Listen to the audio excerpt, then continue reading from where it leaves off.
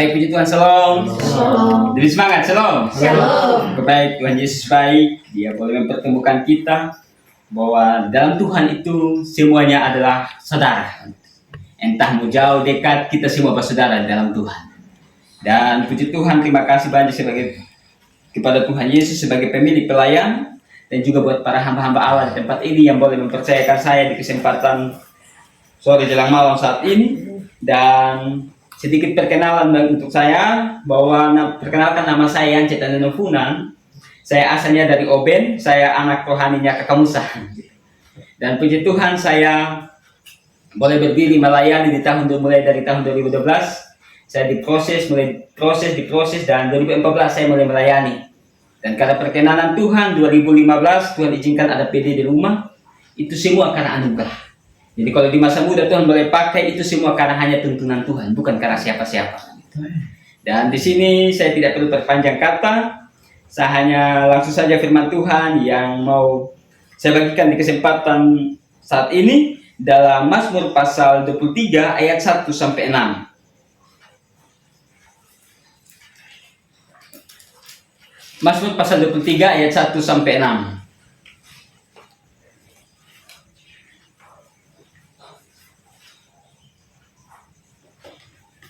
Kalau sudah dapat, kita akan baca bersama-sama. Nanti saya baca ayat yang ganjil dan Bapak Ibu saudara semua bacakan ayat yang genap. Di bawah perikop, Tuhan gembalaku yang baik. Mazmur Daud. Tuhan adalah kekuatanku, takkan kekurangan aku. Ia membiarkan aku di padang yang berumput hijau. Ia membimbing aku ke air yang tenang. Ia menyegarkan jiwaku. Ia menuntun aku di jalan yang benar oleh karena namanya. Sekalipun aku berjalan dalam lembah kelaman, aku tidak takut bahaya, sebab Engkau besertaku. Gadamu dan tongkatmu itulah yang menghibur aku. Engkau menyediakan hidangan bagiku di hadapan lawanku. Engkau mengurapi kepalaku dengan minyak, pialaku penuh melimpah. Kebajikan dan kemurahan belaka akan mengikuti aku seumur hidupku, dan aku akan diam dalam rumah Tuhan sepanjang masa. Demikian firman Tuhan yang dikatakan berbahagia kita yang mendengar serta mau melakukannya dalam kehidupan kita hari lepas hari. Sekali lagi shalom. Shalom. Kebenaran firman Tuhan ini mengisahkan tentang Tuhan adalah gembala yang baik. Dan dari konteks ini bahwa kita melihat bahwa Daud sendiri menggambarkan tentang Tuhan sebagai gembalanya. Dan kalau kita melihat kehidupan Daud ini adalah seorang gembala juga. Tapi dipanggil Tuhan menjadi seorang raja untuk memimpin bangsa Israel. Dalam prosesnya dia begitu banyak hal yang dia alami, sehingga pada akhirnya dia melukiskan semuanya tentang kemahakuasaan Tuhan dalam Mazmur pasal 23 ini. Sehingga pada akhirnya itu semua karena ia meyakini tentang anugerah Tuhan yang dia peroleh, tentang anugerah Tuhan yang dia dapatkan daripada Tuhan sendiri. Karena dia melihat kehidupannya yang dahulu, sehingga pada akhirnya dia angkat menjadi raja. Itu semua karena keyakinannya. Dan bahwa dia meyakini bahwa Tuhan itu sesungguhnya adalah gembala yang baik. Sehingga dalam konteksnya ini dia menuliskan tentang Tuhan gembala yang baik. Demikian juga dalam perjalanan kehidupan kita sebagai orang yang percaya kepada Tuhan. Kita harus meyakinkan dalam diri kita bahwa Tuhan kita yang kita sembah, Allah yang kita sembah adalah gembala yang baik. Namanya kehidupan seorang gembala, pasti dia memberi yang terbaik.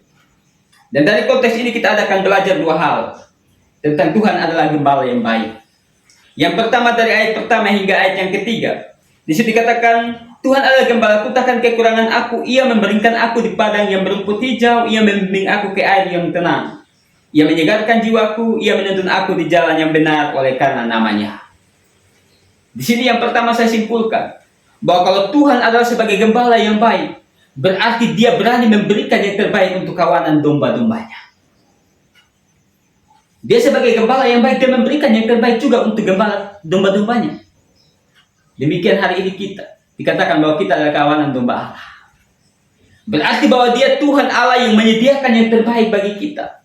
Dan di sini Daud sendiri dia melukiskan dari ayat 1 sampai ayat ketiga bagaimana dia sendiri melukiskan tentang bagaimana Tuhan menuntun kehidupannya, Tuhan membimbing kehidupannya sebagai seorang gembala. Hari ini kita sebagai anak-anak Tuhan, ketika dituntun, kita bisa ada sampai detik ini, itu semua karena tuntunan Tuhan. Dan kita masih bisa ada menikmati berkat, itu semua karena pemberian Tuhan. Tuhan memberikan yang terbaik bagi kita. Tidak ada yang tidak baik. Memang dalam proses kehidupan itu jatuh bangun. Tapi sesungguhnya kita harus tahu bahwa Tuhan memberi yang terbaik untuk kita. Makanya dia kisahkan, kita ingat bawa kembali lagi dalam awal mula dia menciptakan segala sesuatu. Ketika dia menciptakan dunia ini, akhirnya dia melihat dan Alkitab mencatat bahwa ia melihat bahwa apa yang dijadikannya itu baik. Berarti semuanya pada dasarnya adalah baik. Dia memberikan yang terbaik bagi kita. Tidak ada yang tidak baik. Hanya karena ketika pada saat Adam dan Hawa jatuh dalam dosa lah, yang kebaikan itu dihancurkan. Semua yang terbaik yang sudah Tuhan sediakan itu dihancurkan. Karena dosa-dosa manusia. Tuhan selalu memberi yang terbaik. Apapun keadaan kita, Tuhan memberi yang terbaik. Entah dalam keadaan suka, duka, sesungguhnya ada maksud Tuhan di balik itu semua. Dan dia memberikan yang terbaik buat kita semua yang percaya kepada dia. Karena tidak ada rancangan Tuhan yang mendatangkan kecelakaan. Makanya dalam Yeremia itu dikatakan bahwa rancanganku adalah rancangan damai sejahtera, bukan rancangan kecelakaan yang membawa kita kepada masa depan yang penuh harapan. Tidak ada rancangan kecelakaan dalam diri Tuhan bagi kita. Dia memberikan yang terbaik. Makanya juga dalam Roma itu dikatakan, dalam Roma pasalnya yang ke-8 ayat 8, sekarang aku tahu bahwa Allah turut bekerja dalam segala sesuatu untuk mendatangkan kebaikan bagi mereka yang mengasihi Dia, yaitu mereka yang terpanggil. Dia memberikan yang terbaik untuk kita. Lalu apa yang harus kita lakukan? Apa yang harus kita lakukan? Saya dalam kehidupan jatuh bangun dengan Tuhan. Saya tidak pernah berpikir bahwa nanti saya dipulihkan Tuhan. Tidak pernah berpikir bahwa saya akan melayani Tuhan, berdiri dan berkhotbah.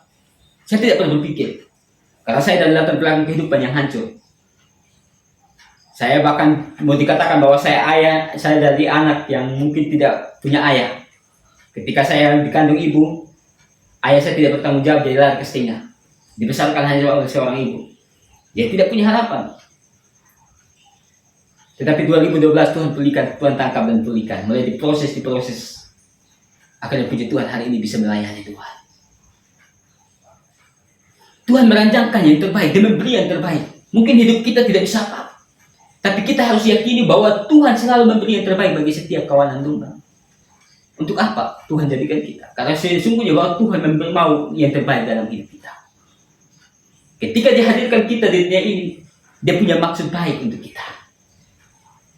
Karena itu malah yakini bahwa saya punya tujuan. Tuhan hadirkan saya di dunia ini punya tujuan. Dan itu yang terbaik. Daud, dia menjelaskan. Di sini dia menjelaskan bahwa Tuhan gembalaku yang baik, Ia membaringkan aku di padang yang berumput hijau, Ia membimbing aku ke air yang tenang, Ia menyegarkan jiwaku. Ini menggambarkan, mengisahkan bahwa bagaimana Tuhan membimbing. Sebagai gembala, Dia menuntun, memberikan yang terbaik untuk kawanan domba-dombanya. Contoh seorang gembala, entah dia mau ada makan di rumah, tidak. Yang penting dia punya binatang makan. Kalau ketemu di kampung seperti itu, mau musim hujan, entah musim panas, apapun keadaannya, kalau jam-jam sore itu mau tidak mau harus pergi potong daun. Harus pergi potong daun supaya kasih makan, jangan kasih lapar. Entah mereka ada di rumah, ada gembala sendiri, ada makan atau tidak, itu tidak menjadi penting. Yang penting binatang bisa kasih makan. Mereka berusaha memberi yang terbaik. Apalagi Bapak kita. Apalagi Tuhan yang adalah gembala. Dia memberi yang terbaik bagi kita semua.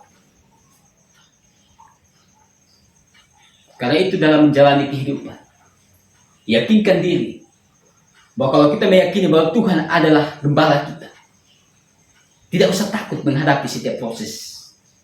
Karena yang kita harus tahu, kita harus pegang bahwa selalu yang terbaik yang Tuhan sediakan bagi kita. Apapun keadaan kita, memang jatuh bangun, prosesnya tidak gampang. Untuk mencapai yang baik itu tidak gampang. Tetapi yang pasti ujungnya adalah baik.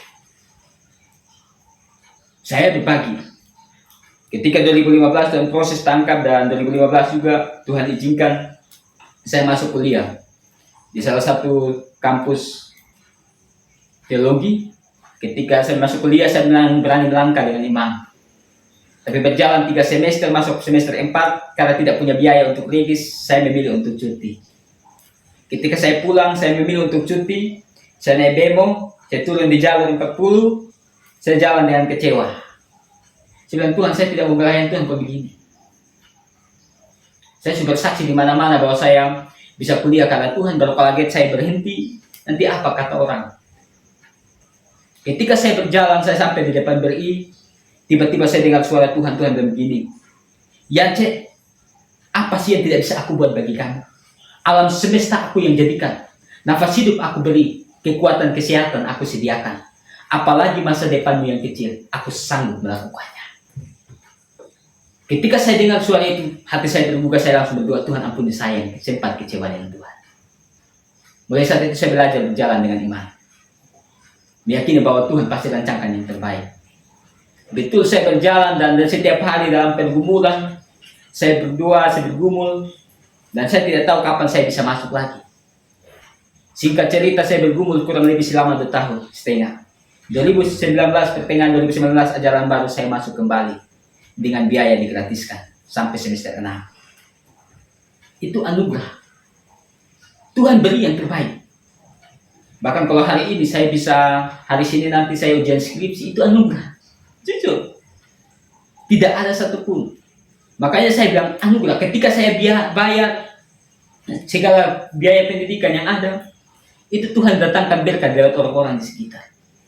Tanpa saya minta, Tuhan pakai mereka untuk kasih. Dan puji Tuhan, Tuhan sediakan. Ketika saya melihat ini semua, saya bilang, Tuhan, hari Senin saya ujian. Saya bilang, semua karena anugerah.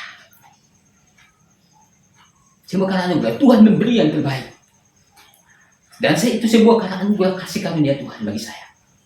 Demikian juga bagi Bapak Mama, saudara semua. Tuhan punya rancangan yang terbaik bagi Bapak Mama. Mungkin bagian saya di sini, tapi mungkin bagian Bapak Mama, saudara semua di tempat yang lain, bagian yang lain. Itu rancangan Tuhan. Yang pasti bahwa kita harus ingat bahwa Tuhan selalu menyediakan yang terbaik bagi setiap anak-anaknya. Makanya firman Tuhan juga berkata dalam Matius pasal 7 ayat yang ke-7 hingga ayat yang ke-11. Dan di akhir di ayat 11 itu dikatakan apa?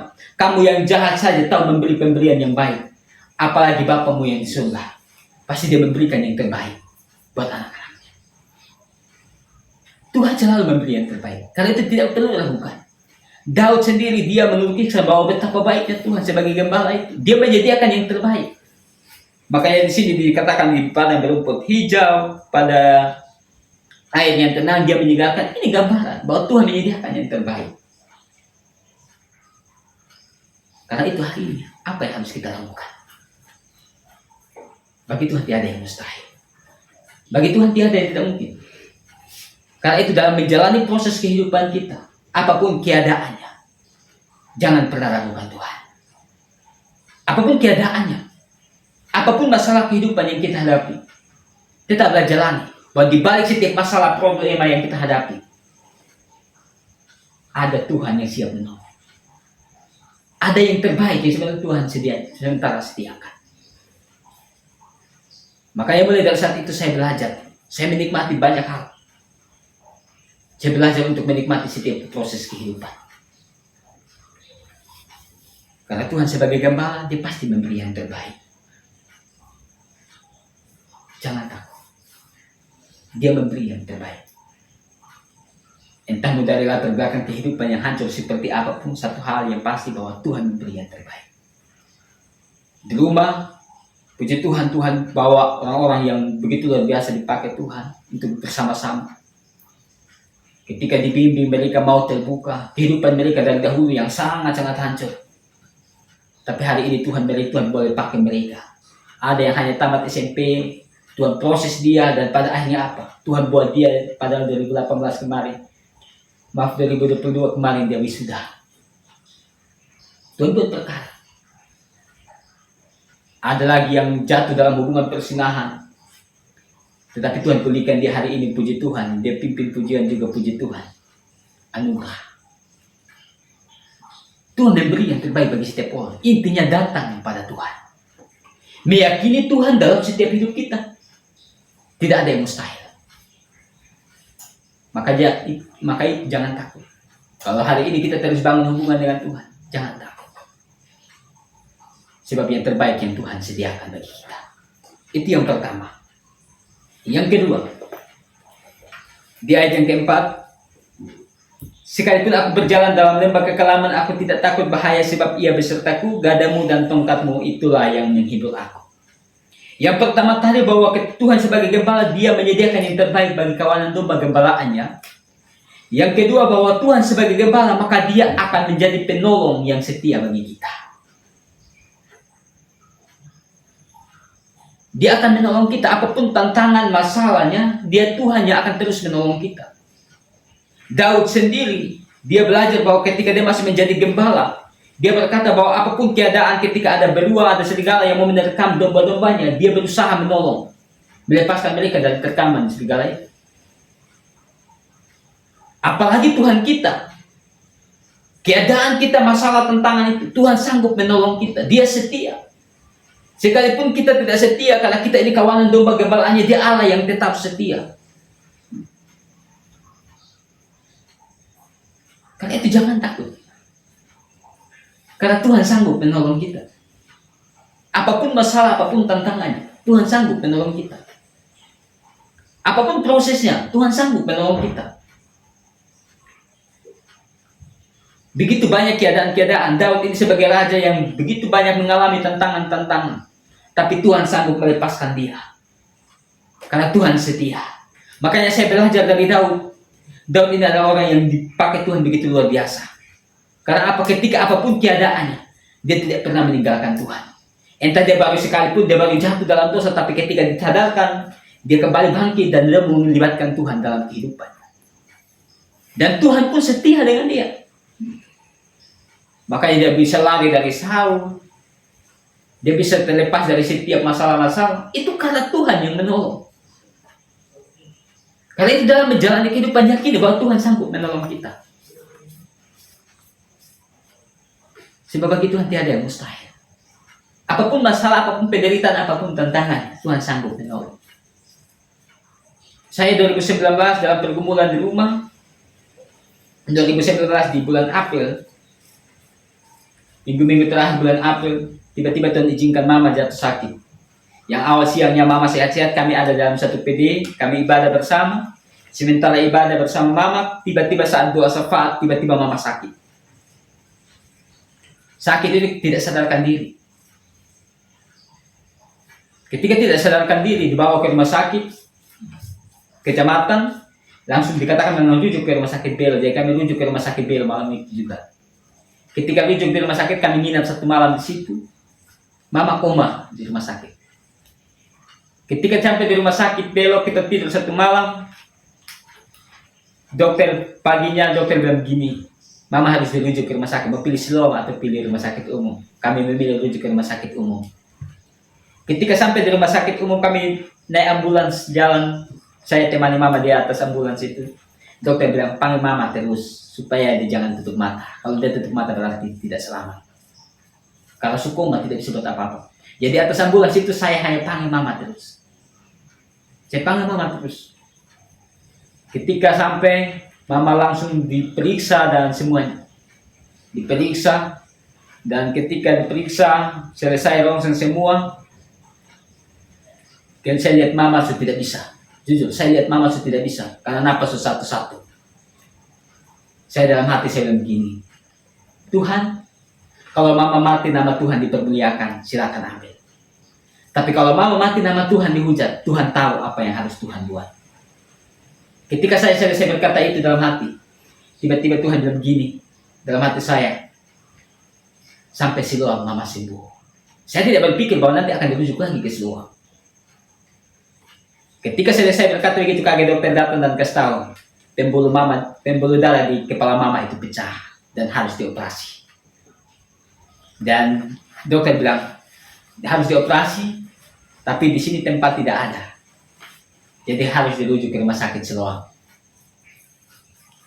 Ketika bilang mau dirujuk ke rumah sakit Siloam, saya tanpa ragu saya hanya langsung tanda tangan. Karena saya ingat suara Tuhan tadi, bahwa sampai Siloam mama sembuh. Jadi saya tanda tangan saja persetujuan bahwa bisa sampai untuk operasi. Puji Tuhan, hari Sabtu pagi kami pergi operasi, dirujuk ke rumah sakit Siloam. Sampai di rumah sakit Siloam, Di situ ketika mama mau operasi, waktu mama mau operasi, Tuhan buat perkara. Dokter datang tes darah semua, tidak stabil, jadi tidak diizinkan operasi. Dan betul, sampai di Siloam saya pikir mau operasi bang bisa sembuh.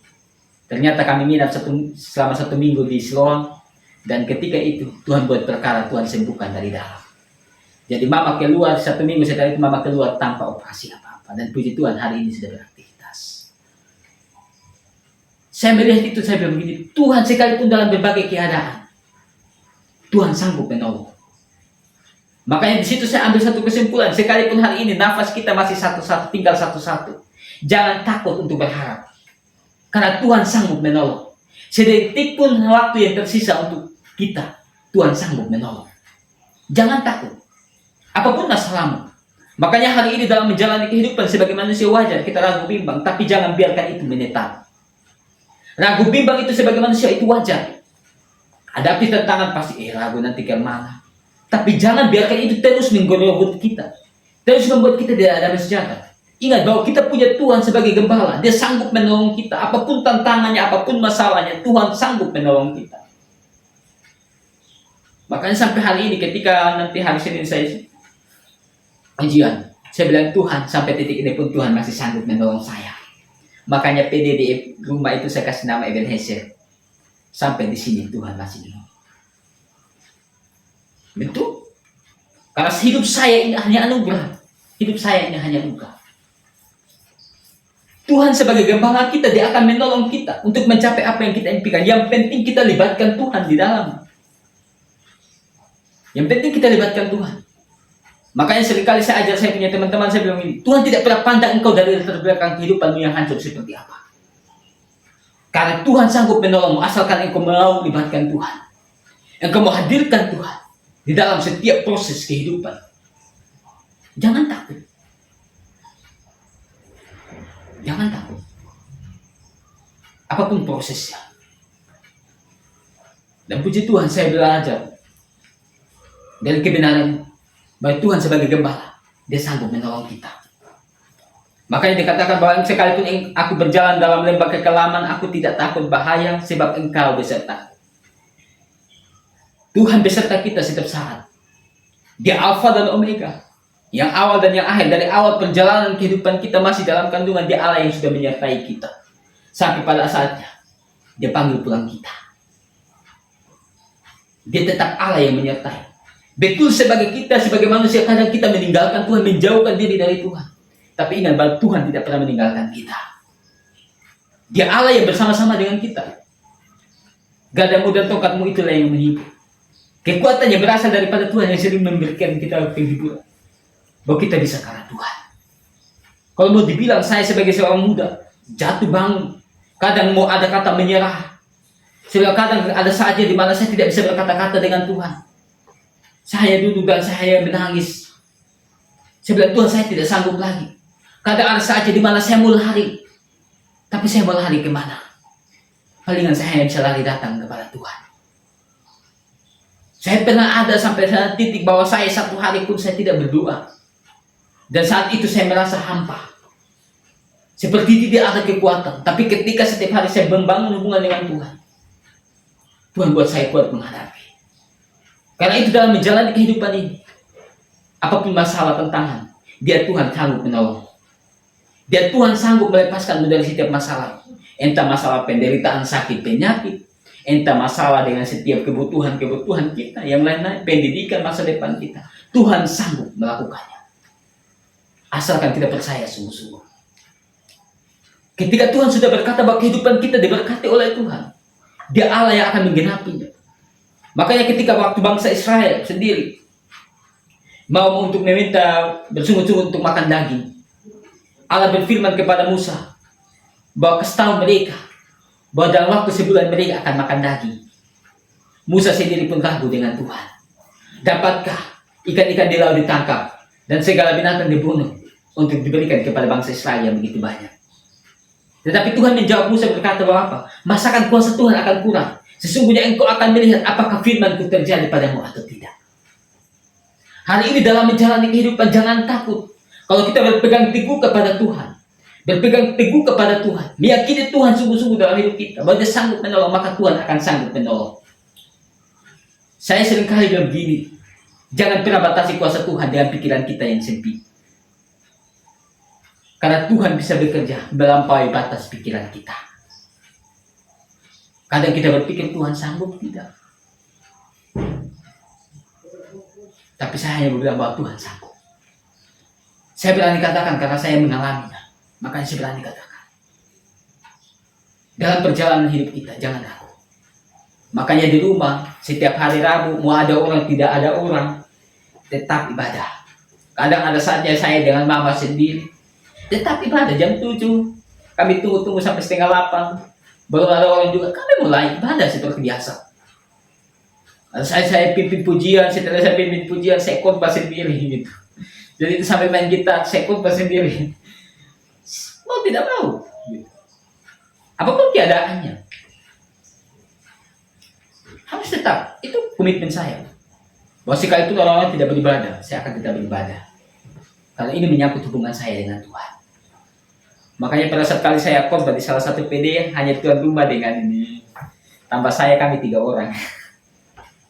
Ketika saya khotbah di situ itu, dia tanya, kakak sudah apa kawan? Saya hanya bilang, ibu jangan marah. Saya melayani 1 orang pun saya akan tetap layani. Bukan karena apa-apa. Tapi karena saya hanya mau, hanya dengan cara ini saya bisa berterima kasih kepada Tuhan. Mau dengan cara apa? Makanya saya tidak peduli, mau melayani di mana saja. Entah dalam keadaanmu hujan panas, saya akan tetap pergi. Saya seringkali dengan dia kalau pas musim-musim hujan, dengan saya punya adik kan di 2 saya jalan, pinjam motor kami jalan gitu. Iya. Musim hujan juga nanti kami bilang, kalau hujan kami inbox pemilik PD saya bilang gini, maaf kami terlambat karena hujan. Cepat atau lambat kami sampai. Hujan rintik-rintik kadang paksa diri harus jalan. Karena itu caranya untuk kita bisa melayani. Caranya kita untuk berterima kasih. Apa yang bisa kita buat? Tidak ada. Karena itu jangan takut, jangan sungkan. Tuhan sanggup menolong kita. Ketika kita mengalami tantangan masalah, Tuhan sanggup menolong kita.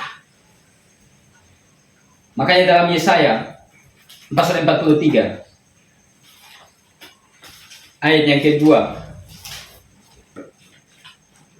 di situ dikatakan begini, dari ayat yang pertama hingga ayat yang kedua. Tetapi sekarang beginilah firman Tuhan yang menciptakan engkau hai Yakub, yang membentuk engkau hai Israel.